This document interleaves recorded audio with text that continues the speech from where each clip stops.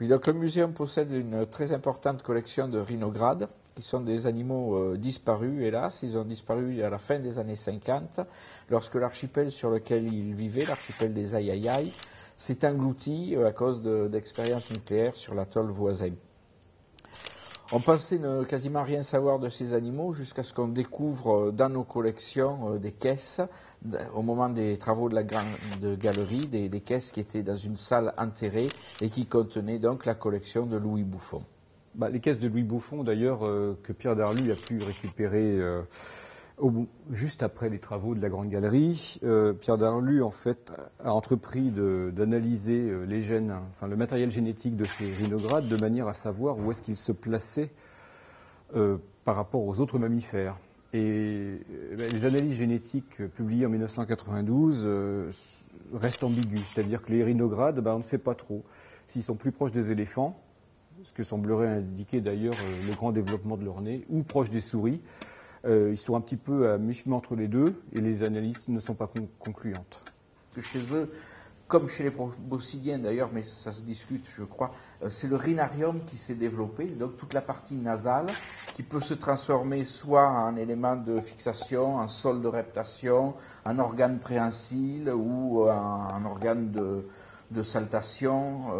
Donc c'est vraiment un développement très particulier. Là on a deux rhinogrades, donc Columnifar lactans, et celui qui vit associé avec lui, qui est Opsorinus mercator, et donc ils s'échangent de la nourriture, puisque l'un peut se déplacer, mais ne peut pas manger de proies figurées, alors que l'autre ne peut pas se déplacer, mais produit du lait, donc ils vivent complètement associés.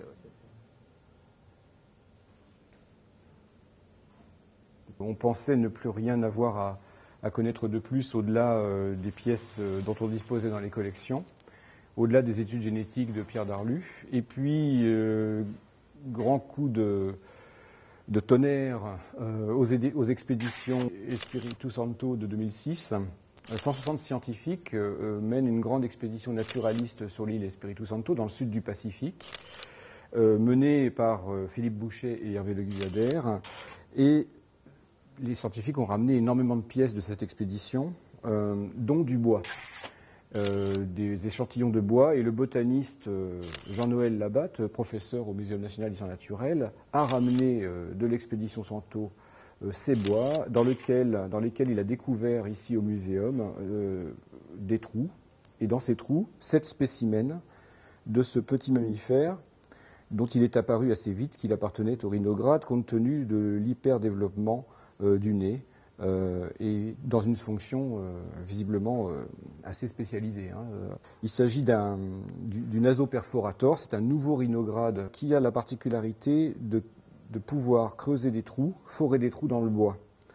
Alors ce qui est de très, très particulier, c'est que le champ du nez est investi par l'émail des dents, en fait, et cet émail forme une sorte de spirale. L'émail, c'est le tissu le plus dur que les vertébrés puissent avoir.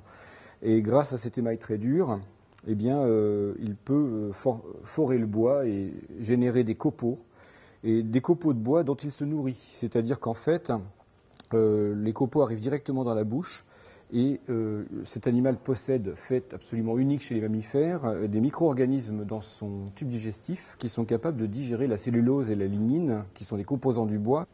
Donc c'est un mammifère foreur de bois, c'est vraiment la première fois qu'on trouve quelque chose de pareil.